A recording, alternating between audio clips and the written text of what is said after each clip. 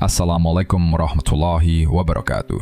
Kembali lagi di channel Kelambu Hitam bersama saya Lukman yang akan selalu membawakan cerita horor untuk menemani aktivitas kalian semua.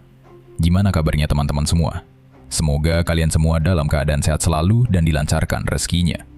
Kali ini saya akan membawakan kisah yang sangat mengerikan berjudul Kuntilanak Mutinah. Seperti apakah ceritanya? Tanpa perlu lama lagi, mari kita masuk ke ceritanya. Namun sebelum itu, dukung channel ini dengan menekan tombol subscribe dan aktifkan lonceng notifikasinya agar tak ketinggalan cerita horor lainnya.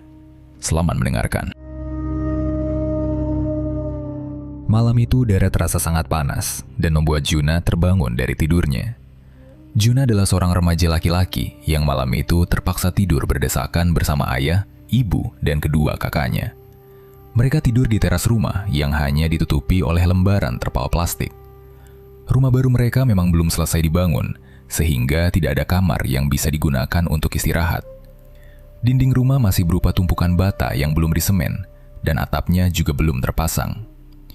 Juna duduk perlahan sambil mengusap keringat yang membasahi wajah dan lehernya.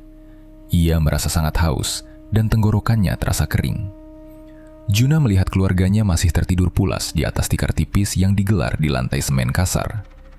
Juna perlahan berdiri agar tidak membangunkan keluarganya. Ia berjalan mendekati meja kecil di sudut teras tempat ibunya menaruh teko berisi air putih. Saat Juna sedang menuangkan air ke dalam gelas, ibunya tiba-tiba bergerak dan membuka matanya sedikit. "Jun, ngapain kamu bangun malam-malam begini?" tanya ibunya dengan suara pelan dan serak karena baru bangun tidur. "Ini Bu, Juna haus banget. Udaranya juga panas banget malam ini," jawab Juna sambil meneguk air putih di gelasnya sampai habis. "Ya udah, minum yang banyak, tapi pelan-pelan jalannya, biar bapakmu nggak kebangun. Bapakmu itu baru aja bisa tidur dari tadi," kata ibunya sambil membetulkan posisi selimutnya. "Iya Bu. Bu, ini Juna juga kebelet kencing dari tadi," ucap Juna sambil memegang perut bawahnya. "Loh, kan kamar mandi rumah kita belum bisa dipakai sama sekali, masih berantakan begitu. Kamu mau kencing di mana?" tanya ibunya lagi. "Juna mau kencing di luar aja Bu, di dekat kebun rumbia situ. Nanti Juna sekalian lihat kamar mandinya Pak Karno, siapa tahu tidak dikunci dari luar," jawab Juna memberikan alasan. "Hati-hati loh Jun, ini udah lewat jam 2 malam, kamu bawa senter aja biar kelihatan jalannya," pesan ibunya dengan nada sedikit khawatir. "Iya Bu, ini Juna bawa senter. Juna cuma bentar kok," kata Juna sambil mengambil senter kecil di dekat teko air. Setelah ibunya kembali memejamkan mata, Juna melangkah keluar dari area teras rumahnya. Suasana malam itu benar-benar sangat sepi. Tidak ada suara orang mengobrol atau suara kendaraan yang lewat. Hanya ada suara jangkrik yang terdengar dari arah kebun. Udara yang tadinya terasa sangat panas di dalam teras, tiba-tiba berubah menjadi sangat dingin saat Juna berjalan di luar. Angin malam bertiup pelan dan membuat Juna sedikit menggigil. Juna menyalakan senternya untuk menerangi jalan tanah yang menuju ke arah rumah Pak Karno. Pak Karno adalah tetangga sebelah yang baik hati dan sudah mengizinkan keluarga Juna memakai kamar mandinya selama pembangunan rumah mereka. Untuk sampai ke kamar mandi Pak Karno, Juna harus berjalan melewati pinggiran kebun rumbia. Kebun itu ditumbuhi tanaman rumbia yang daunnya menjuntai ke bawah. Di sekitar kebun itu juga ada beberapa pohon besar. Suasana di dekat kebun rumbia sangat gelap karena tidak ada lampu jalan yang menyala. Juna terus berjalan sambil mengarahkan senternya ke depan. Sesampainya di sana, Juna melihat pintu kamar mandi Pak Karno ternyata digembok dari luar. Juna akhirnya memutuskan untuk buang air kecil di semak-semak dekat kebun rumbia saja karena ia sudah tidak tahan lagi. Ia mencari posisi yang agak tertutup oleh daun rumbia. Saat Juna sedang berjongkok untuk buang air kecil, suasana di sekitarnya terasa semakin sunyi. Tiba-tiba, Juna mendengar sebuah suara dari arah belakangnya. Suara itu terdengar seperti selembar kain panjang yang sedang diseret di atas rumput. Srek, srek, srek. Juna langsung terdiam dan menahan napasnya. Ia memutar kepalanya ke belakang sambil mengarahkan cahaya senter ke sumber suara. Tidak ada siapa-siapa di sana. Kebun rumbia itu terlihat kosong.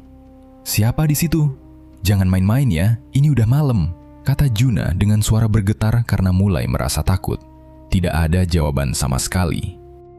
Juna mencoba berpikir bahwa itu mungkin hanya suara hewan liar yang lewat. Namun, perasaan Juna mengatakan hal yang berbeda.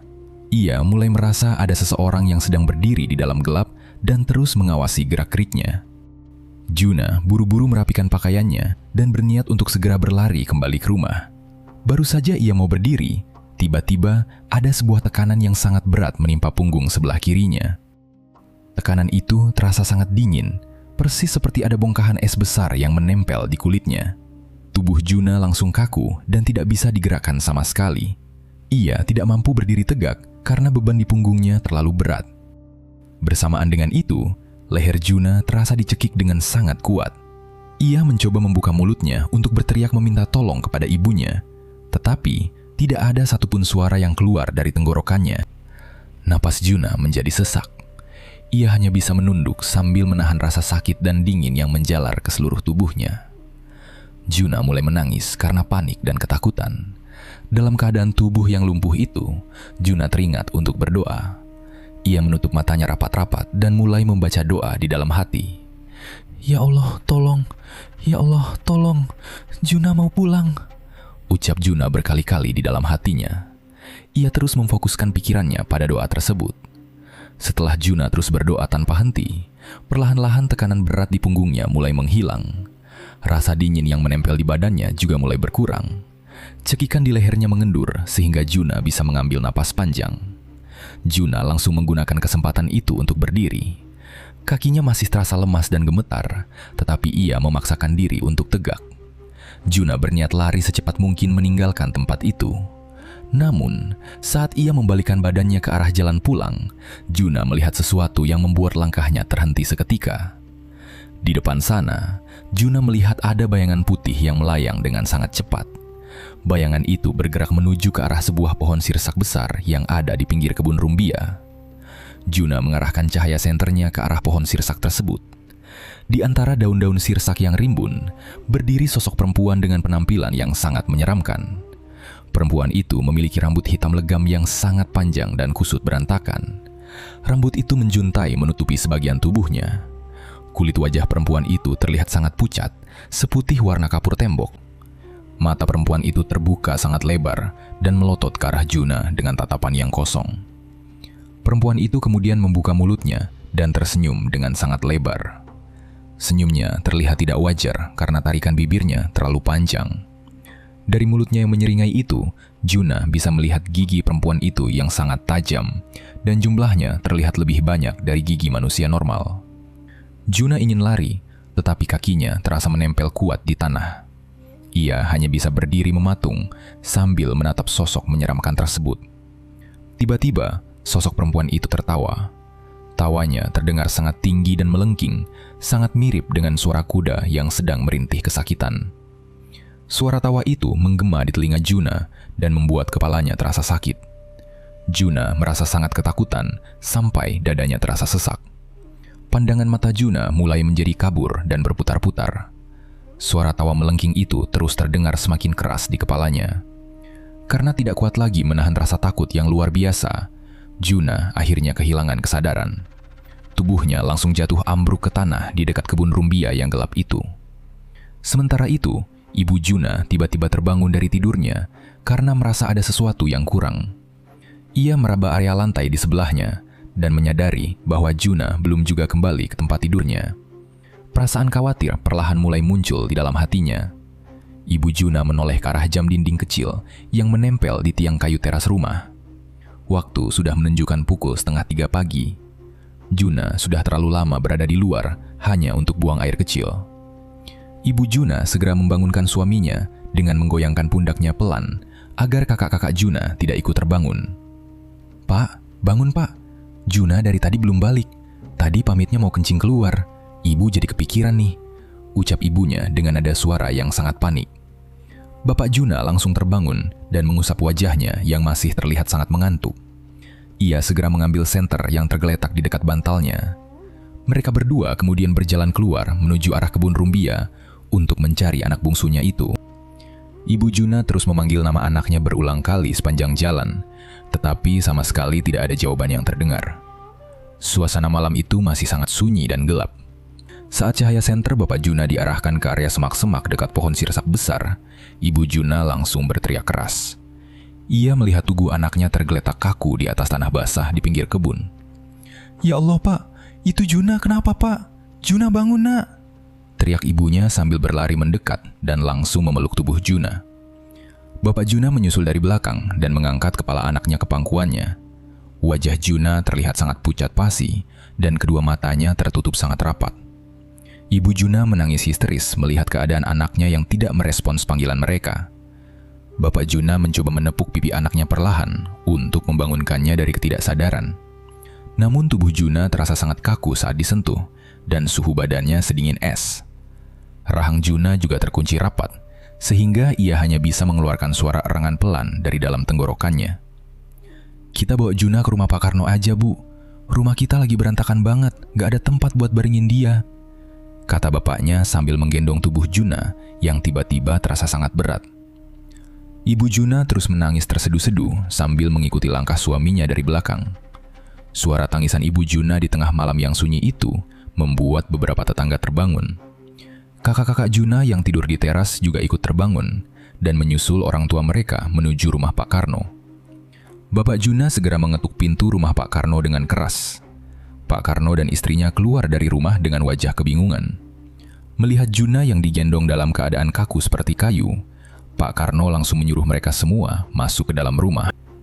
Tubuh Juna segera dibaringkan secara perlahan di atas karpet ruang tamu. Para tetangga yang lain mulai berdatangan satu persatu dan berkerumun di depan pintu rumah untuk melihat apa yang sedang terjadi. Ruang tamu rumah Pak Karno seketika menjadi penuh sesak oleh warga dan suasananya berubah menjadi tegang. Ibu Juna terus memijat lapak tangan anaknya yang terasa sangat dingin, tetapi tubuh Juna sama sekali tidak menunjukkan tanda membaik. Pak Karno memperhatikan keadaan Juna dengan wajah serius. Ia ikut memegang dahi Juna dan merasakan hawa dingin yang tidak wajar dari tubuh remaja tersebut. "Ini bukan pingsan biasa, Pak. Badannya dingin banget, tapi keringatnya keluar terus. Rahangnya juga kaku begini, dan matanya nggak mau buka. Mending saya panggil Pak Ustadz aja sekarang biar dicek," ucap Pak Karno kepada Bapak Juna yang duduk lemas di lantai. Bapak Juna mengangguk setuju karena ia bingung harus berbuat apa. Pak Karno mengambil jaketnya dan berlari keluar rumah menuju rumah Pak Ustadz. Sementara itu, di dalam ketidaksadarannya, Juna sebenarnya bisa mendengar semua suara orang-orang di sekelilingnya dengan jelas. Namun matanya terasa seperti dilem, sehingga tidak bisa dibuka dan tubuhnya tidak mau digerakkan sama sekali. Tiba-tiba, sebuah suara tangisan seorang perempuan terdengar menggema di dalam kepala Juna. Suara itu terdengar sangat menyedihkan dan penuh dengan rasa putus asa. Perempuan itu berbicara menggunakan bahasa Jawa halus yang terus diulang-ulang di telinga Juna. Ia terus menangis, meratapi bayinya yang hilang dan tidak diketahui keberadaannya. Kepala Juna terasa sakit mendengar suara tangisan yang melengking di dalam kepalanya itu. Juna tidak bisa berbuat apa-apa selain mendengarkan rintihan sedih tersebut. Juna merasa ada suatu tenaga lain yang memaksa masuk ke dalam tubuhnya secara perlahan dan berusaha mengambil alih kesadarannya secara penuh. Tidak lama setelah itu, Pak Karno kembali masuk ke ruang tamu bersama Pak Ustadz. Pak Ustadz langsung duduk bersila di sebelah tubuh Juna dan memperhatikan wajah remaja laki-laki itu. Ia menyadari ada sesuatu yang salah di dalam tubuh Juna. "Semuanya tolong minggir dulu ya, kasih ruang buat udara masuk biar nggak sumpek." Bapaknya Juna sama kakak-kakaknya tolong pegang tangan sama kaki Juna yang kuat. Ini sepertinya bakal ada perlawanan kuat sebentar lagi. Perintah Pak Ustadz dengan nada suara yang tegas kepada keluarga Juna. Bapak Juna dan kedua kakaknya langsung mengambil posisi masing-masing. Mereka memegang erat pergelangan tangan serta kaki Juna. Pak Ustadz memejamkan matanya dan mulai membacakan ayat-ayat suci dengan suara lantang. Baru beberapa ayat dibacakan, tubuh Juna tiba-tiba mengejang dengan sangat hebat. Tangan dan kakinya meronta menendang ke segala arah dengan tenaga yang luar biasa kuat. 3 orang dewasa laki-laki yang memeganginya hampir saja kewalahan dan terpental ke belakang karena kalah tenaga. "Pegang yang kuat, Pak, jangan sampai lepas," seru Pak Ustadz sambil terus membacakan doa. Bapak Juna dan kedua kakaknya mengerahkan sisa tenaga mereka untuk menekan tubuh Juna ke karpet lantai. Juna terus memberontak dengan liar. Kedua matanya yang tadinya tertutup kini terbuka sangat lebar. Bagian putih di mata Juna terlihat lebih banyak dari biasanya. Matanya menatap lurus ke arah langit-langit rumah dengan pandangan yang kosong. Di tengah rontaan tubuhnya yang semakin kuat, rahang Juna yang sedari tadi terkunci rapat akhirnya terbuka lebar. Sebuah suara akhirnya keluar dari mulut Juna. Namun, itu sama sekali bukan suara remaja laki-laki. Suara yang keluar adalah suara perempuan bernada tinggi yang melengking, persis seperti suara yang sempat Juna dengar di kebun rumbia. "Lepaskan aku cuma mau cari anakku. Kenapa kalian semua kubur anakku tanpa kasih tahu aku di mana tempatnya?" Teriak perempuan itu dari dalam mulut Juna sambil merontak kuat. Semua orang di ruang tamu itu merinding ketakutan dan saling pandang. Pak Ustadz tetap bersikap sangat tenang dan menatap tajam ke wajah Juna. "Kamu siapa? Kenapa kamu berani masuk ke badan anak ini? Keluar sekarang juga dari badannya. Tempatmu bukan di sini," balas Pak Ustadz dengan suara yang keras dan penuh wibawa. Perempuan itu malah tertawa melengking keras, lalu berteriak dengan penuh kemarahan. "Namaku Mutina. Aku baru mati 3 hari lalu. Anakku juga mati, tapi suamiku bawa anakku pergi jauh. Aku mau anakku kembali sekarang juga," teriak sosok yang mengaku bernama Mutinah itu dengan suara menyayat hati. Pak Ustadz langsung menempelkan telapak tangan kanannya ke dahi Juna dan membacakan rentetan doa dengan cepat. Mutinah di dalam tubuh Juna menjerit kepanasan dan meronta semakin kuat, berusaha melepaskan pegangan. Tiba-tiba, terdengar suara tiupan angin yang sangat kencang berputar di dalam ruang tamu tersebut. Padahal seluruh pintu dan jendela di rumah itu sudah ditutup rapat. Suhu udara mendadak turun drastis. Udara berubah menjadi sangat dingin. Bersamaan dengan angin kencang yang tiba-tiba berhenti itu, tubuh Juna langsung terhempas ke lantai dan menjadi lemas tak bertenaga. Mata Juna tertutup pelan ke bawah dan tarikan napasnya mulai teratur. Kesadaran Juna perlahan pulih, namun rasa lelah yang luar biasa menyelimuti tubuhnya. Juna perlahan membuka kedua matanya yang terasa sangat berat.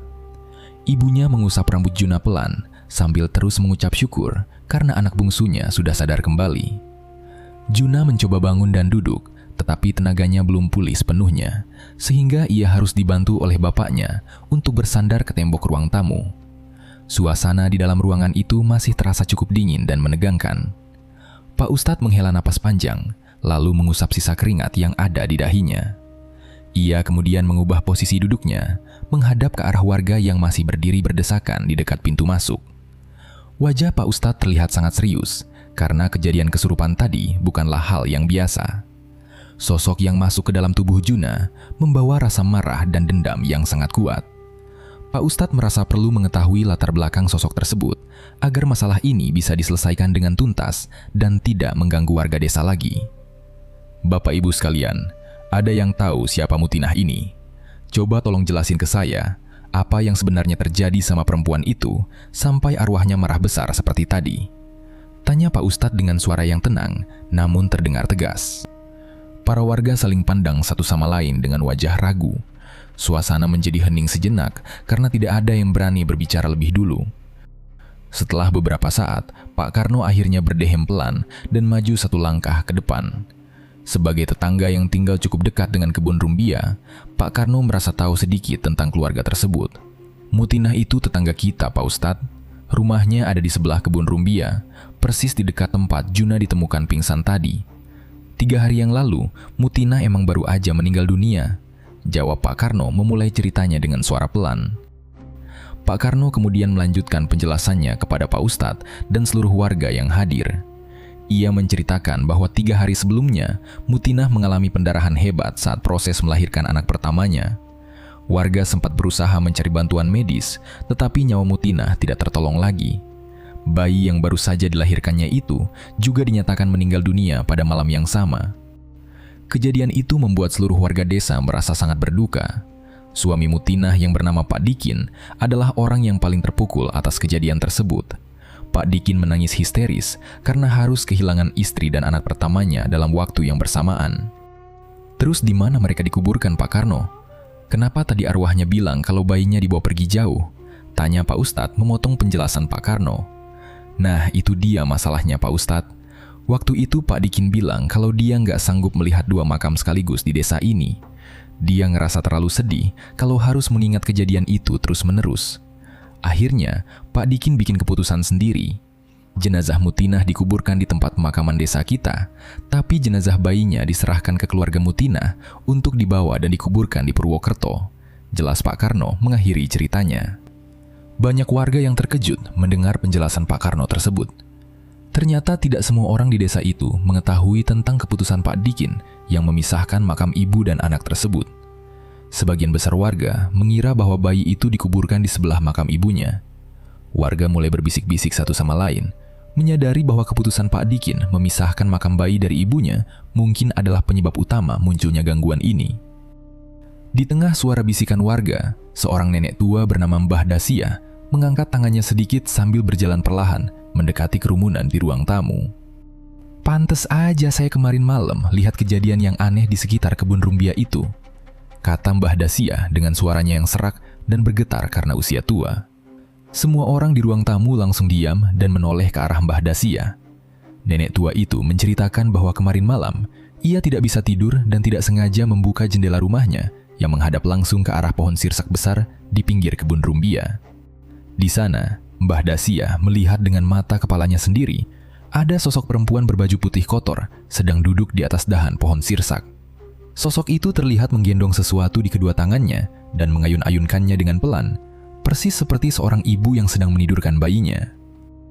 Mbah Dasia juga mendengar suara perempuan itu menyanyikan lagu Nina Bobo dengan nada yang sangat pelan dan menyedihkan.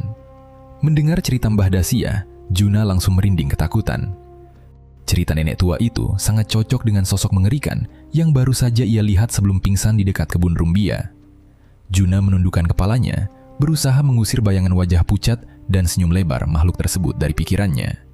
Pak Ustadz menganggukkan kepalanya perlahan setelah mendengar semua kesaksian dari warga desa. Ia kini sudah mengerti akar permasalahan dari kejadian menyeramkan malam ini. Seorang ibu yang meninggal saat melahirkan itu punya ikatan batin yang sangat kuat dengan bayinya. Kalau makam mereka dipisahkan begitu aja tanpa didoakan dengan benar, arwah ibunya pasti akan merasa gelisah dan kebingungan. Dia akan terus berkeliling mencari di mana anaknya berada. Makanya dia sampai menampakkan diri dan merasuki Juna. Jelas Pak Ustadz kepada para warga yang mendengarkan dengan serius. Pak Ustadz kemudian meminta beberapa warga laki-laki untuk pergi ke rumah Pak Dikin sekarang juga. Ia ingin Pak Dikin datang ke rumah Pak Karno malam itu juga, agar masalah ini bisa segera dibicarakan. Beberapa warga bergegas pergi menembus malam yang gelap. Tidak butuh waktu lama, mereka kembali dengan membawa Pak Dikin. Keadaan Pak Dikin terlihat sangat berantakan. Rambutnya acak-acakan, wajahnya kusam, dan kedua matanya bengkak serta merah karena terlalu banyak menangis selama 3 hari terakhir. Bajunya juga terlihat kusut, seperti orang yang tidak pernah mandi dan tidak peduli lagi dengan penampilannya. Begitu sampai di ruang tamu dan mendengar cerita tentang Juna yang baru saja kesurupan arwah istrinya, pertahanan diri Pak Dikin langsung runtuh. Pria paruhbaya itu tiba-tiba menjatuhkan dirinya ke lantai. Pak Dikin berlutut sambil menangis terseduh-seduh di hadapan semua warga. Ia menutupi wajahnya dengan kedua telapak tangannya sambil terus menyebut nama istrinya berulang kali. Rasa bersalah yang sangat besar terlihat jelas dari setiap ucapan yang keluar dari mulutnya. "Maafin Bapak, Bu. Bapak benar-benar minta maaf. Bapak salah udah memisahkan kamu sama anak kita. Bapak egois karena cuma mikirin kesedihan Bapak sendiri tanpa memikirkan perasaan kamu. Tolong maafin Bapak," ucap Pak Dikin di sela-sela tangisannya yang semakin keras, berharap arwah istrinya bisa mendengar penyesalan tersebut. Beberapa tetangga merasa kasihan melihat keadaan Pak Dikin dan mencoba menenangkannya dengan menepuk punggungnya pelan. Pak Ustadz membiarkan Pak Dikin meluapkan kesedihannya sejenak sebelum akhirnya kembali berbicara. Pak Ustadz mengatakan bahwa menangis dan menyesal saja tidak akan menyelesaikan masalah. Arwah Mutinah harus segera dituntun dengan doa agar ia bisa menerima kenyataan dan tidak lagi berkeliling mencari bayinya di desa ini. Besok sore kita semua akan kumpul di rumah Pak Dikin buat nadain tahlilan. Kita doakan dia sama-sama di sana. Dan untuk Pak Dikin, besok pagi tolong hubungi keluarga di Purwokerto. Minta mereka untuk mengadakan doa di makam bayi kalian pada waktu yang bersamaan dengan tahlilan kita di sini. Mudah-mudahan dengan doa bersama itu, Mutinah bisa tenang. Usul Pak Ustadz sambil menatap wajah Pak Dikin yang masih basah oleh air mata. Pak Dikin mengangguk dengan cepat tanda setuju. Ia berjanji akan menghubungi keluarganya di Purwokerto besok pagi. Setelah rencana itu disepakati bersama, Pak Ustadz akhirnya menyuruh para warga untuk pulang ke rumah masing-masing karena waktu sudah hampir mendekati waktu subuh. Warga membubarkan diri satu persatu dengan perasaan yang campur aduk. Keluarga Juna juga memutuskan untuk tetap beristirahat di ruang tamu rumah Pak Karno sampai pagi tiba. Juna membaringkan tubuhnya kembali ke atas karpet. Ia memejamkan matanya, tetapi pikirannya sama sekali tidak bisa tenang. Keesokan sorenya, suasana di sekitar rumah Pak Dikin terlihat sibuk. Warga desa berdatangan membawa tikar dan beberapa makanan kecil untuk acara tahlilan. Rumah bercat hijau pudar yang sudah 3 hari dibiarkan kosong itu, kini pintunya terbuka lebar. Aroma kapur barus dan debu tipis langsung tercium saat warga mulai menggelar tikar di ruang tamu. Juna datang bersama bapak dan kedua kakaknya. Juna duduk di bagian paling belakang, menyandarkan punggungnya ke dinding karena tubuhnya masih terasa lemas setelah kejadian semalam. Perasaannya masih campur aduk. Ada rasa takut yang membekas, tetapi ia juga berharap acara ini bisa benar-benar mengakhiri teror di desa mereka. Di bagian depan ruang tamu, Pak Ustadz sudah duduk bersila menghadap ke arah warga yang hadir. Di sampingnya, Pak Dikin duduk menunduk dengan wajah yang masih sembab. Pak Ustadz kemudian membuka acara dengan suara yang tenang. Ia meminta semua warga untuk memfokuskan pikiran dan mendoakan almarhumah Mutinah beserta bayinya. Pak Ustadz juga memberitahu warga bahwa keluarga Pak Dikin di Purwokerto saat ini juga sedang melakukan doa bersama di makam sang bayi. Mereka berharap dengan doa yang dipanjatkan di waktu yang sama ini, arwah ibu dan anak itu bisa saling menemukan dan akhirnya beristirahat dengan tenang di alam sana. Acara tahlilan pun dimulai. Suara lantunan ayat suci dan zikir bergema memenuhi ruangan rumah yang sempit tersebut. Awalnya, suasana terasa sangat khusyuk dan damai. Tidak ada angin kencang atau hawa dingin aneh seperti malam sebelumnya. Semua orang tampak fokus membaca doa. Namun, ketenangan itu ternyata tidak bertahan lama. Di tengah-tengah acara, seorang warga bernama Pak Rudi yang duduk di dekat jendela depan tiba-tiba merasa hawa udara berubah. Ia merasa ada hembusan angin dingin yang menyapu leher belakangnya. Pak Rudi secara tidak sengaja menoleh ke arah luar jendela yang kebetulan menghadap langsung ke arah pohon jambu di halaman depan rumah. Mata Pak Rudi langsung membelalak kaget. Di atas dahan pohon jambu itu, ia melihat sosok perempuan berbaju putih kotor sedang berdiri menatap tajam ke arah dalam rumah. Rambutnya sangat panjang dan wajahnya pucat pasi. Sosok kuntilanak itu adalah wujud dari arwah Mutinah. Makhluk itu memiringkan kepalanya pelan, lalu membuka mulutnya.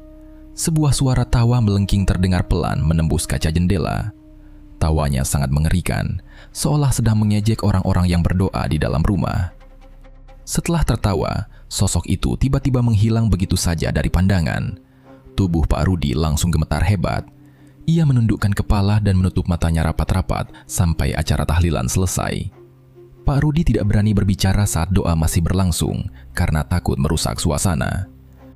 Setelah Pak Ustadz menutup acara dengan doa dan membagikan makanan, barulah Pak Rudi berani menceritakan apa yang ia lihat kepada beberapa warga yang sedang merapikan tikar. Sumpah Pak, saya tadi lihat sendiri Mutinah berdiri di pohon jambu depan. Bajunya putih kotor, mukanya pucat banget.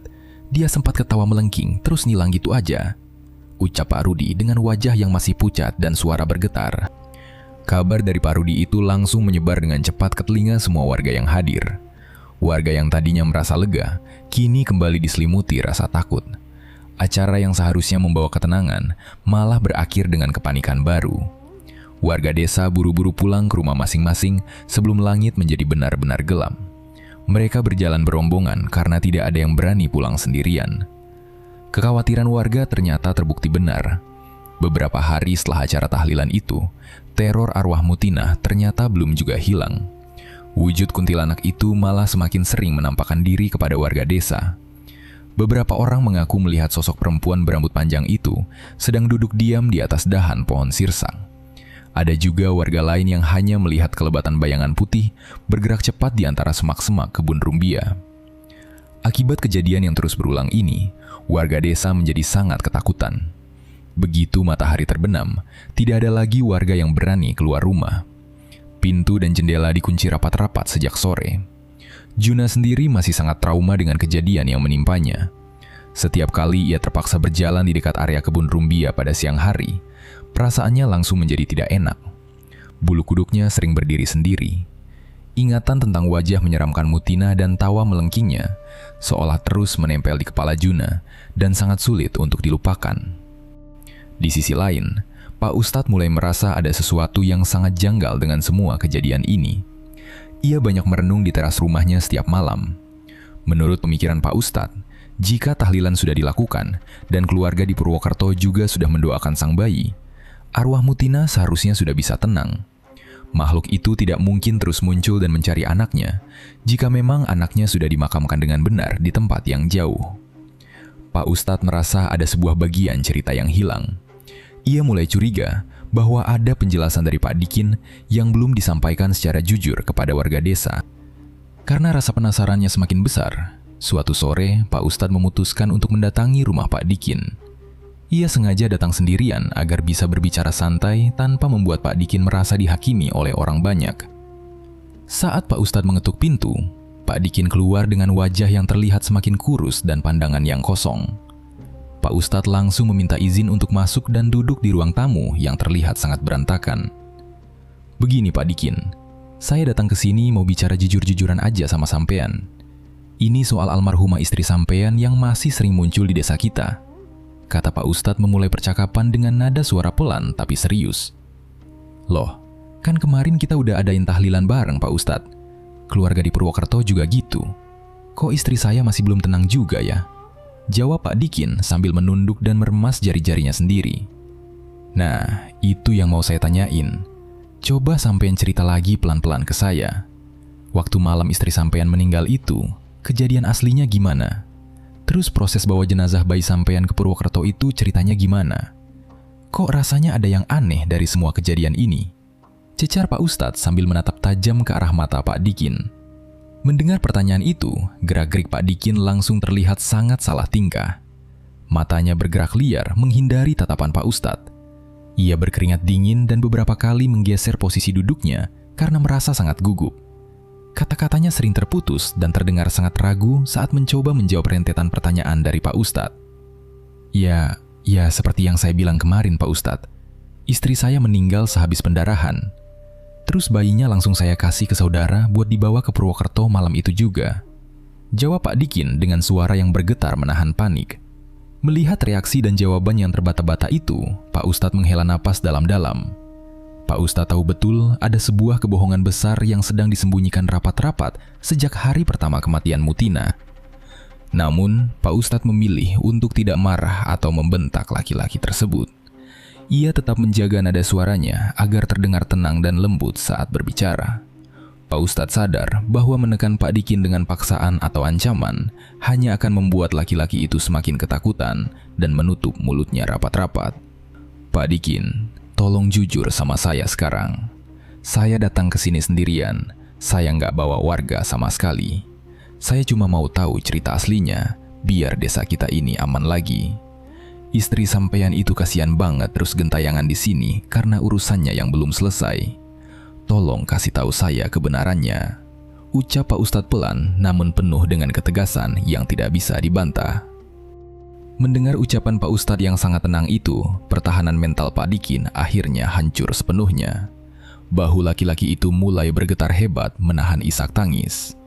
Air mata perlahan menetes dari sudut matanya dan jatuh membasahi lantai ruang tamu yang kotor berdebu.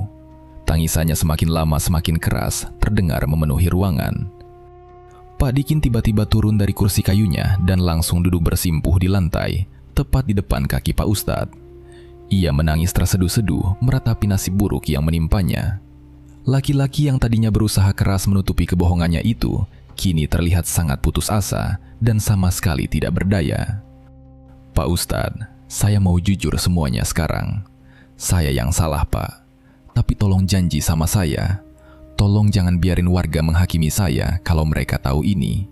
Saya takut dipukuli sama warga desa kalau mereka tahu kejadian yang sebenarnya, kata Pak Dikin sambil memohon dengan suara yang tersendat-sendat karena tangisannya yang semakin menjadi-jadi.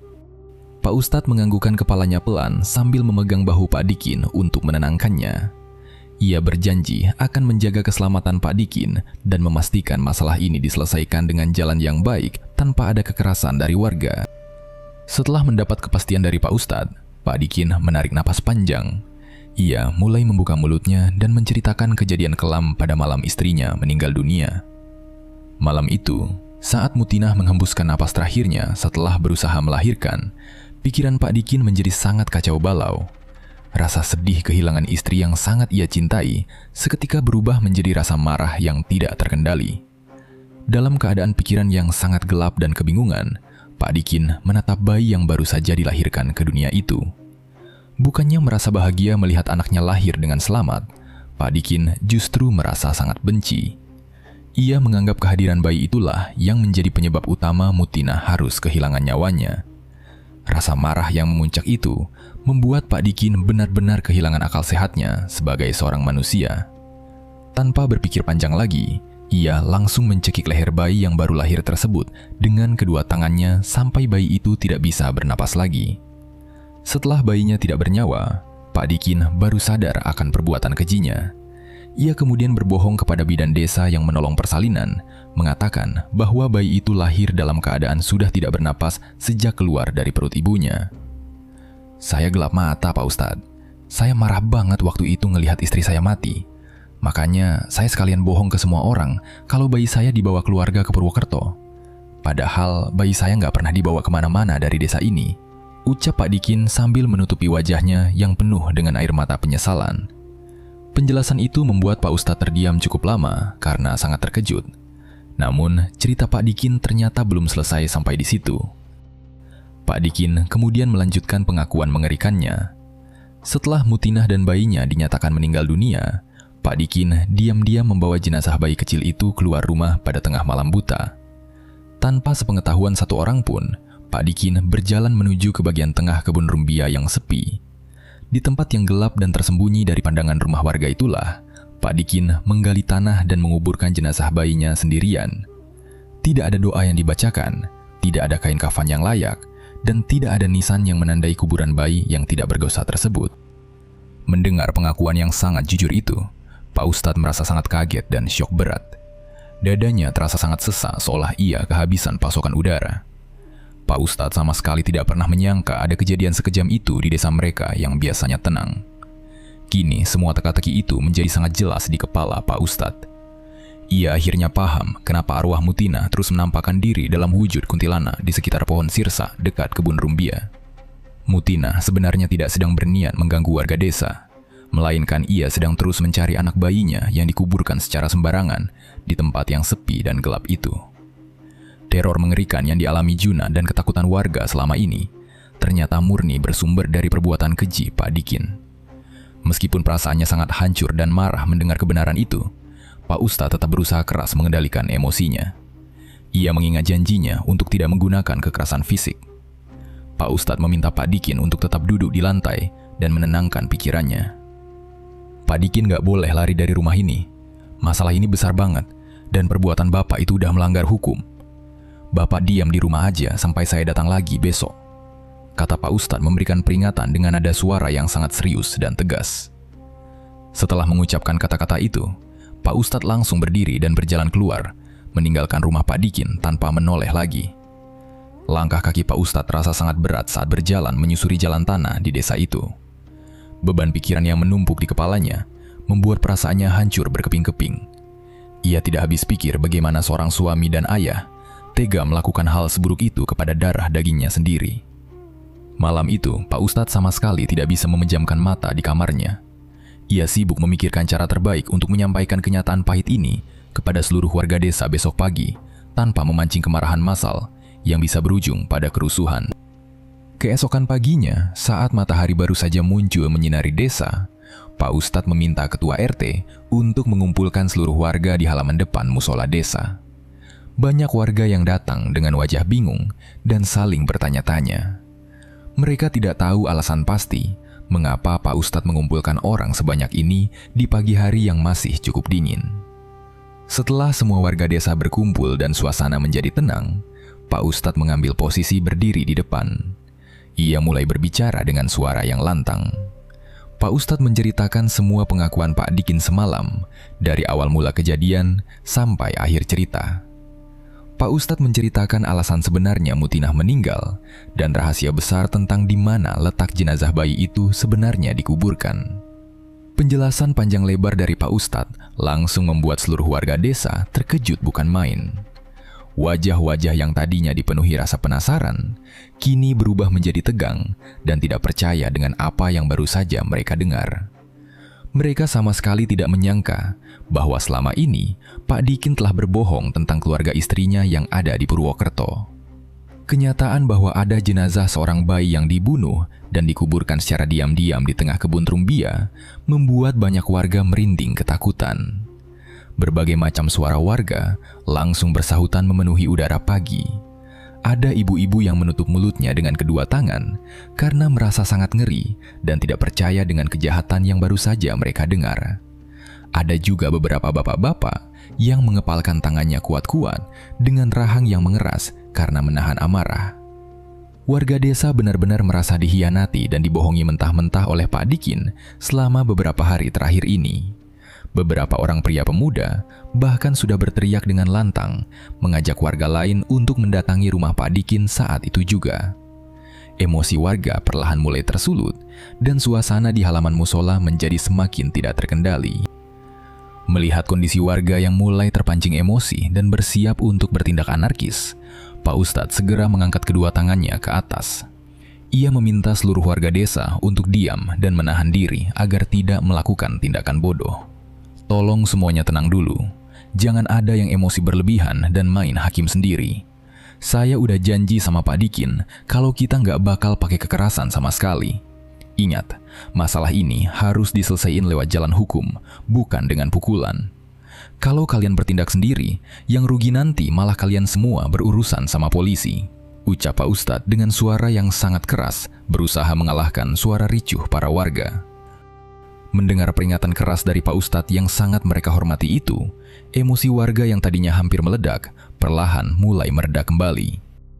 Mereka sadar bahwa ucapan Pak Ustadz ada benarnya. Akhirnya, warga sepakat untuk menyelesaikan masalah ini dengan cara yang aman. Beberapa perwakilan warga yang dipimpin oleh Pak Ustadz dan Ketua RT kemudian berjalan bersama-sama menuju rumah Pak Dikin. Sesampainya di sana, mereka menemukan Pak Dikin sedang duduk termenung di sudut ruang tamu dengan wajah yang sangat pucat pasi. Ia sudah pasrah dan siap menerima semua konsekuensi dari perbuatannya. Tanpa melakukan kekerasan fisik sedikit pun, warga langsung membawa Pak Dikin keluar dari rumahnya. Mereka kemudian mengantar Pak Dikin menuju kantor polisi terdekat untuk menyerahkan diri secara baik-baik. Setelah urusan di kantor polisi selesai dan Pak Dikin sudah diamankan di dalam sel tahanan, warga desa kembali fokus pada satu masalah yang belum terselesaikan. Jasad bayi mungil yang dikuburkan secara diam-diam itu harus segera ditemukan dan dipindahkan dari tempatnya yang tidak layak. Siang harinya, matahari bersinar sangat terik dan menyengat kulit. Pak Ustadz memimpin rombongan bapak-bapak warga desa menuju ke arah kebun rumbia. Mereka berjalan dengan membawa berbagai peralatan seperti cangkul besar, sekop tanah, dan beberapa lembar karung kosong. Juna bersama ayahnya dan beberapa warga lain juga ikut berjalan di belakang rombongan itu karena merasa penasaran dengan kebenaran cerita tersebut. Suasana di sekitar kebun rumbia siang itu tidak terasa menyeramkan seperti pada malam hari. Sinar matahari bisa masuk menembus celah-celah daun rumbia yang rimbun dan menerangi tanah di bawahnya. Berdasarkan petunjuk arah yang sebelumnya sudah dijelaskan oleh Pak Dikin di kantor polisi, rombongan warga desa mulai berjalan menyusuri jalan setapak masuk ke bagian tengah kebun rumbia. Mereka berjalan dengan hati-hati menghindari duri tanaman rumbia yang cukup tajam. Setelah mencari beberapa saat ke berbagai sudut kebun, salah seorang warga akhirnya berteriak. Ia menemukan sebuah gundukan tanah yang masih terlihat baru dan mencurigakan. Gundukan tanah itu terletak agak tersembunyi di balik semak-semak yang cukup tebal, sangat jauh dari jalan setapak yang biasa dilewati oleh warga. Tanpa membuang waktu lebih lama lagi, beberapa orang bapak-bapak langsung mengambil cangkul mereka dan mulai menggali gundukan tanah tersebut secara bergantian. Tanah di tempat itu terasa agak gembur, sehingga proses penggalian tidak memakan waktu yang terlalu lama. Saat galian tanah itu sudah mencapai kedalaman sekitar 1 meter, cangkul salah seorang warga membentur sesuatu yang terasa agak keras. Setelah tanah di sekitarnya disingkirkan dengan hati-hati menggunakan tangan kosong, terlihatlah sebuah bungkusan kain kafan kecil yang sudah sangat kotor karena bercampur dengan lumpur tanah basah. Pak Ustadz langsung turun tangan sendiri ke dalam lubang galian itu. Dengan sangat hati-hati dan perlahan, ia mengangkat bungkusan kain kotor itu ke atas permukaan tanah. Beberapa warga yang menyaksikan penemuan itu tidak kuasa menahan kesedihan dan langsung meneteskan air mata. Mereka tidak menyangka ada bayi sekecil itu yang harus bernasib tragis di tangan ayahnya sendiri. Jasad bayi yang menyedihkan itu kemudian dibersihkan dengan air mengalir dan dibungkus ulang menggunakan kain kafan putih yang baru dan bersih. Setelah berdiskusi singkat di lokasi penemuan, Pak Ustadz dan seluruh warga yang hadir sepakat membuat sebuah keputusan yang penting. Kita kuburin jenazah anak ini di dekat makam ibunya aja, biar arwah Mutinah bisa tenang, karena anaknya udah dekat dengan tempat dia istirahat. Usul Pak Ustadz yang langsung disetujui oleh semua warga desa. Proses pemakaman ulang itu dilakukan pada sore harinya dengan bantuan seluruh warga desa. Jasad bayi kecil itu akhirnya dikuburkan secara layak, persis di samping makam ibunya. Setelah selesai menimbun makam dengan tanah, Pak Ustadz memimpin doa bersama dengan khusyuk di area pemakaman desa tersebut. Suasana saat itu terasa sangat haru dan tenang. Rasa lega mulai menyelimuti hati seluruh warga desa, karena sumber masalah yang selama ini menghantui mereka akhirnya berhasil diselesaikan dengan baik. Setelah matahari terbenam dan malam tiba, warga desa tidak langsung kembali ke rumah masing-masing. Sesuai dengan instruksi dari Pak Ustadz pada sore tadi, mereka semua berkumpul di musola desa. Malam itu, warga mengadakan acara tahlilan dan doa bersama, khusus untuk mengirimkan doa kepada Mutinah dan bayinya. Acara tersebut dilakukan dengan harapan agar arwah ibu dan anak yang sempat terpisah karena kekejaman itu benar-benar bisa mendapatkan tempat yang tenang dan tidak lagi mengganggu ketentraman warga desa. Hampir seluruh warga desa menyempatkan diri untuk hadir dan memberikan doa. Juna juga ikut datang bersama bapak, ibu, dan kedua kakaknya. Mereka duduk berjejer di atas tikar yang sudah digelar rapi di ruang tamu.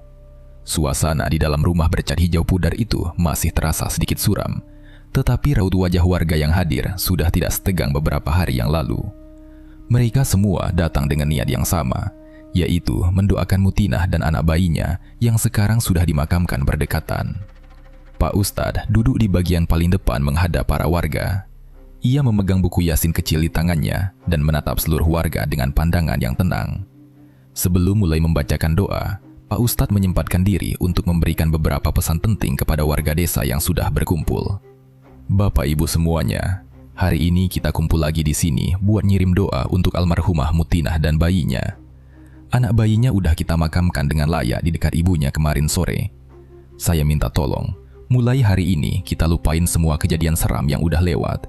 Kita fokus mendoakan mereka berdua, biar arwahnya bisa tenang di alam sana, dan gak ada lagi rasa penasaran yang tertinggal. Ucap Pak Ustadz dengan suara yang pelan dan sangat jelas. Warga desa menganggukkan kepala mereka tanda setuju dengan ucapan Pak Ustadz. Acara pembacaan surat Yasin kemudian dimulai secara bersama-sama. Suara lantunan ayat suci dari puluhan warga terdengar menggema memenuhi setiap sudut ruang tamu rumah tersebut. Juna menundukkan kepalanya dan ikut membaca doa dengan khusyuk. Di tengah-tengah lantunan doa yang sedang berlangsung, Juna tiba-tiba merasakan sesuatu yang sangat aneh. Ia merasa ada seseorang yang sedang berdiri diam di salah satu sudut ruangan rumah itu. Perasaan Juna langsung menjadi sangat tidak enak. Tubuhnya mendadak menjadi tegang dan kaku. Detak jantungnya berdebar sangat kencang. Pikiran Juna langsung kembali mengingat kejadian mengerikan saat tubuhnya dirasuki secara paksa beberapa hari yang lalu. Ia sangat takut kalau kejadian buruk itu akan terulang lagi saat ini. Juna bersiap menerima tekanan berat dan rasa dingin yang biasanya muncul sebelum sosok itu menampakkan diri. Ia menahan napasnya sambil terus melanjutkan bacaan doa di dalam hati. Namun, hal menakutkan yang ditunggu-tunggu oleh Juna ternyata sama sekali tidak terjadi. Tidak ada tekanan berat yang menimpa punggungnya. Tidak ada rasa dingin yang menusuk sampai ke tulang. Hawa udara di dalam ruang tamu itu perlahan-lahan berubah menjadi sangat sejuk dan nyaman. Angin sepoi-sepoi masuk dari celah jendela dan menyapu kulit para warga dengan lembut. Juna memberanikan diri untuk melirik sedikit ke arah sudut ruangan yang tadi ia rasakan ada seseorang.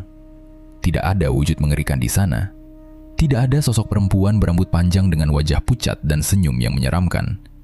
Sudut ruangan itu terlihat kosong.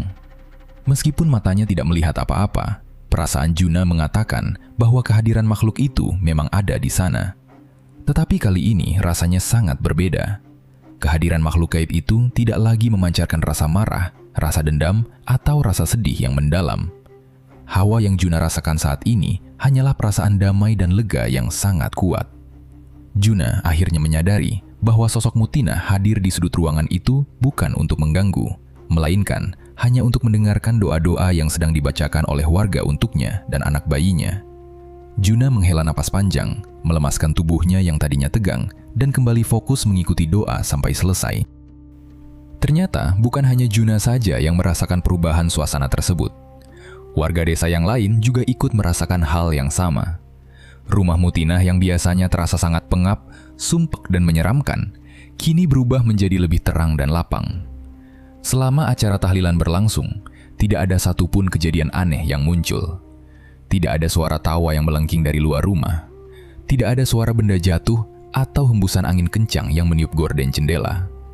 Semuanya berjalan dengan sangat lancar, aman, dan penuh dengan kedamaian. Setelah seluruh rangkaian doa selesai dibacakan, Pak Ustadz menutup acara tahlilan sore itu. Warga desa bersiap-siap untuk pulang ke rumah masing-masing. Sebelum warga membubarkan diri, Pak Ustadz kembali berbicara sebentar. Alhamdulillah acara kita hari ini berjalan lancar tanpa ada gangguan sedikit pun. Saya yakin arwah Mutina sekarang udah benar-benar tenang karena udah dekat dengan bayinya. Saya minta ke Bapak Ibu semua, kalau lewat kebun rumbia, gak usah ngerasa takut lagi. Kita doakan aja terus yang baik-baik. Pesan Pak Ustadz kepada warga yang sedang melipat tikar. Warga desa pulang ke rumah dengan perasaan yang jauh lebih lega dari sebelumnya. Langkah kaki mereka tidak lagi diburu oleh rasa takut yang mencekam. Beberapa hari berikutnya, suasana desa kembali berjalan normal seperti sedia kala. Tidak ada lagi laporan dari warga desa yang melihat sosok perempuan berambut panjang di atas pohon sirsak. Tidak ada lagi warga yang mendengar suara tangisan sedih di sekitar kebun rumbia pada malam hari. Semua gangguan gaib itu benar-benar menghilang tanpa sisa. Juna sendiri mulai merasa lebih berani sekarang. Ia sudah tidak merasa merinding ketakutan lagi saat harus keluar rumah pada malam hari. Meskipun rumahnya masih belum selesai dibangun, Juna sudah berani berjalan sendirian ke kamar mandi Pak Karno tanpa harus ditemani oleh ayah atau kakaknya. Pak Ustadz yang sering duduk santai di depan rumahnya juga merasa sangat bersyukur. Keputusannya untuk mencari kebenaran dan menyatukan kembali jasad bayi itu dengan ibunya adalah langkah yang sangat tepat. Arwah Mutina akhirnya sudah menerima keadaannya dan memilih pergi dengan tenang. Beberapa minggu kemudian, pembangunan rumah keluarga Juna akhirnya benar-benar selesai secara keseluruhan. Suara palu yang memukul paku dan suara mesin pemotong kayu yang biasanya terdengar bising setiap hari, kini sudah tidak ada lagi. Juna dan keluarganya sudah tidak perlu lagi tidur berdesak-desakan di teras luar yang hanya ditutupi dengan lembaran terpal plastik. Mereka sekarang sudah resmi pindah ke dalam rumah baru yang lantainya sudah dipasang ubin bersih dan dindingnya sudah dicat dengan rapi. Aroma semen baru dan cat tembok yang segar masih tercium cukup kuat di setiap ruangan rumah tersebut. Juna merasa sangat senang karena ia akhirnya bisa tidur di atas kasur yang empuk di dalam kamarnya sendiri. Ia tidak perlu lagi merasakan udara malam yang dingin atau tepukan nyamuk nakal yang sering mengganggunya saat masih tidur di teras luar. Kamar baru Juna ini letaknya berada di bagian belakang rumah, dan kebetulan posisi jendela kamarnya langsung menghadap ke arah hamparan kebun rumbia. Meskipun rumah baru mereka sudah sangat nyaman untuk ditempati, Juna belum merasa mengantuk malam itu. Waktu di jam dinding kamarnya sudah menunjukkan pukul 11 malam lewat sedikit. Keadaan di luar rumah sudah sangat sepi karena banyak tetangga yang sudah tidur. Juna bangun dari atas kasurnya dan berjalan pelan mendekati jendela kamar. Ia membuka daun jendela kayunya lebar-lebar untuk membiarkan angin malam masuk ke dalam kamarnya yang terasa sedikit pengap. Udara malam itu terasa sangat sejuk dan menyegarkan kulit. Juna berdiri diam bersandar di pinggiran jendela sambil menatap jauh ke arah luar. Pandangan matanya langsung tertuju pada deretan tanaman rumbia dan sebuah pohon sirsak besar yang berdiri kokoh di pinggir kebun sana. Tempat itu adalah tempat yang sama persis di mana ia pertama kali mengalami kejadian mengerikan dan jatuh pingsan beberapa waktu yang lalu. Saat Juna sedang asyik memperhatikan suasana malam yang tenang itu, matanya tiba-tiba menangkap sebuah pergerakan di dekat pohon sirsak. Di antara bayangan gelap daun dan batang pohon, Juna melihat ada sekelebat bayangan putih. Bayangan itu terlihat sama persis dengan sosok yang pernah membuatnya ketakutan setengah mati pada malam pertama ia keluar rumah sendirian. Namun anehnya, kali ini jantung Juna tidak berdebar kencang. Ia tidak merasa panik, dan tubuhnya juga tidak merasa kaku atau merinding sama sekali. Juna tetap berdiri diam di tempatnya dan memperhatikan pergerakan bayangan putih itu dengan perasaan yang sangat tenang. Bayangan putih itu berdiri berdiam diri di bawah pohon sirsak, menghadap tepat ke arah jendela kamar Juna. Kali ini, sosok perempuan tersebut tidak mencoba bergerak mendekat ke arah rumah Juna. Wujudnya juga sama sekali tidak terlihat menyeramkan, seperti saat ia sedang marah mencari bayinya. Sosok itu hanya berupa bayangan putih polos yang berdiri sangat tenang. Tidak ada suara tawa yang melengking tinggi dan menyakitkan telinga. Setelah berdiri diam di bawah pohon selama beberapa saat, bayangan putih itu perlahan-lahan mulai memudar. Wujudnya perlahan menyatu dengan warna hitam malam, sampai akhirnya benar-benar menghilang seluruhnya dari pandangan mata Juna. Juna menghela napas panjang melihat kejadian barusan. Ia tahu dengan pasti bahwa bayangan yang baru saja ia lihat adalah wujud terakhir Mutina sebelum pergi meninggalkan tempat ini selamanya. Tiba-tiba, suara kenop pintu kamar Juna berbunyi. Pintu kamarnya didorong dan terbuka sedikit dari luar. Ibunya muncul dari balik pintu sambil membawa segelas air putih di tangannya. "Jun, kamu kok belum tidur jam segini? Ini udah malam banget loh. Besok pagi kan kamu harus bangun cepat buat bantu bapak beresin sisa kayu bangunan di halaman depan," tegur ibunya dengan nada bicara yang pelan sambil meletakkan gelas air minum itu di atas meja kecil dekat kasur. "Iya bu, ini Juna baru aja mau naik ke kasur kok. Tadi Juna cuma lagi cari angin segar aja. Udaranya lagi enak banget malam ini, tidak terlalu dingin," jawab Juna sambil membalikkan badannya menghadap sang ibu. "Ya udah, itu jendelanya ditutup lagi rapat-rapat terus dikunci. Ntar kamu malah masuk angin kalau jendelanya dibiarin terbuka terus sampai pagi. Jangan lupa minum airnya. Ibu mau balik lanjut tidur ke kamar depan dulu ya," kata ibunya sambil berjalan keluar dan menarik kembali pintu kamar Juna sampai tertutup rapat. Juna segera menuruti perkataan ibunya. Ia menarik dua sisi daun jendela kamarnya, menutupnya rapat-rapat, lalu mengunci slok besi yang ada di bagian bawahnya. Setelah meminum air hangat yang diletakkan ibunya di atas meja, Juna langsung merebahkan seluruh tubuhnya di atas kasur yang empuk. Ia menarik selimut tebalnya sampai menutupi batas dada. Rasa lelah yang menumpuk di badannya perlahan mulai membuat kedua matanya terasa sangat berat. Malam itu, Juna tertidur dengan sangat cepat dan pulas. Tidak ada lagi rasa was-was atau perasaan takut yang mengganggu isi pikirannya saat memejamkan mata. Di dalam tidurnya yang sangat nyenyak itu, Juna bermimpi melihat sebuah pemandangan yang aneh namun sangat menenangkan. Ia bermimpi sedang melihat sebuah tempat yang luas, sangat terang dan terasa sangat nyaman. Di tengah tempat yang terang itu, Juna melihat seorang perempuan sedang duduk bersila sambil tersenyum dengan sangat manis. Perempuan itu adalah Mutina. Wajah Mutina di dalam mimpi Juna sama sekali tidak terlihat pucat dan kotor seperti sebelumnya. Ia terlihat sangat bersih dan menggunakan pakaian yang rapi. Hal yang paling membuat Juna merasa lega adalah Mutina tidak lagi duduk merenung sendirian.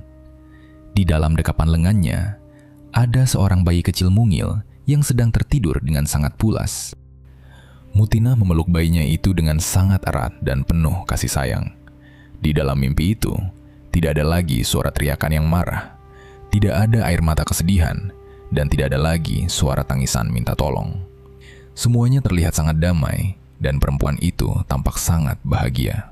Keesokan paginya, Juna terbangun dengan kondisi tubuh yang terasa sangat segar bugar. Sinar cahaya matahari pagi sudah masuk menembus celah jendela dan menyinari kamarnya.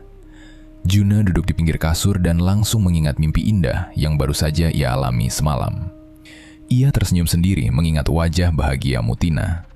Juna menjadi sangat yakin bahwa mimpi itu adalah sebuah tanda yang jelas untuk desa mereka. Kejadian mengerikan yang selama ini menghantui dan meresahkan seluruh desa sudah benar-benar mencapai titik akhir. Mutina akhirnya sudah mendapatkan bayi yang ia cari selama berhari-hari, dan kini ia sudah bisa beristirahat dengan tenang di alam sana bersama anaknya. Hari demi hari berganti menjadi minggu, dan minggu berganti menjadi bulan. Kehidupan seluruh warga desa akhirnya benar-benar kembali berjalan dengan normal, tanpa ada gangguan apapun. Jalanan tanah di desa yang biasanya langsung menjadi sangat sepi setelah waktu maghrib, kini mulai ramai dilewati orang lagi. Warga desa sudah merasa berani untuk keluar rumah pada malam hari, entah itu untuk sekedar ngobrol santai di pos ronda, atau untuk membeli kebutuhan rumah di warung kelontong depan desa. Sampai hari ini, tidak ada satupun warga yang pernah datang melaporkan melihat wujud penampakan sosok kuntilanak di sekitar kebun rumbia.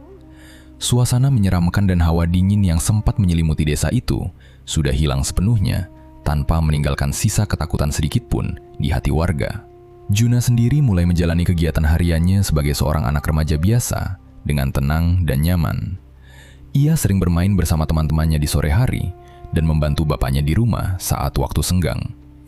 Ia tidak pernah lagi mengalami kejadian kesurupan yang menyakitkan atau merasakan ada beban berat gaib yang menekan punggungnya secara tiba-tiba saat berjalan di malam hari. Semua teror yang sempat membuat tubuhnya lumpuh ketakutan itu sudah hilang sepenuhnya seiring dengan diketahuinya kebenaran cerita dari mulut Pak Dikin.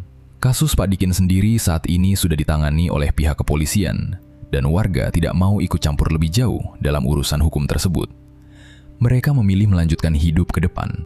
Peristiwa mengerikan yang berawal dari kebohongan dan keputusan jahat yang diambil oleh Pak Dikin itu kini hanya menjadi sebuah cerita dan pelajaran berharga bagi seluruh warga desa. Warga tetap mengirimkan doa yang tulus untuk Mutinah dan anak bayinya setiap kali mereka mengadakan acara tahlilan bersama di musola desa. Mereka semua berdoa dan berharap agar ibu dan anak itu selalu diberikan tempat yang luas dan tenang. Kehidupan seluruh warga terus berjalan dengan lancar, meninggalkan kisah kelam dan menyedihkan tersebut jauh di belakang mereka. Namun, ada satu kejadian kecil yang kadang masih sering terjadi dan didengar oleh Juna. Sesekali pada malam hari yang sepi, saat angin bertiup cukup kencang melewati celah dahan dan daun pohon sirsak di dekat kebun rumbia, Juna terkadang bisa mendengar sebuah suara dari dalam kamarnya yang hangat. Suara itu adalah suara nyanyian lagu Nina Bobo yang dilantunkan oleh seorang perempuan dengan nada yang sangat pelan dan lembut. Berbeda dengan waktu itu, Juna sekarang sama sekali tidak merasa takut atau merinding saat suara nyanyian tersebut sampai ke telinganya. Ia hanya memejamkan mata sambil tersenyum tipis, karena Juna tahu bahwa nyanyian itu hanyalah suara dari seorang ibu yang sedang menidurkan bayinya dengan penuh rasa bahagia yang tidak akan pernah terpisahkan lagi. Cerita ketakutan di desa ini pun akhirnya benar-benar ditutup dengan kedamaian abadi. Cerita pun berakhir. Terima kasih buat teman-teman yang udah menyimak cerita ini sampai akhir. Buat teman-teman yang baru bergabung, jangan lupa untuk subscribe dan aktifkan lonceng notifikasinya. Nantikan cerita horor terbaru dari Kelambu Hitam. Saya Lukman, mohon pamit undur diri. Wassalamualaikum warahmatullahi wabarakatuh.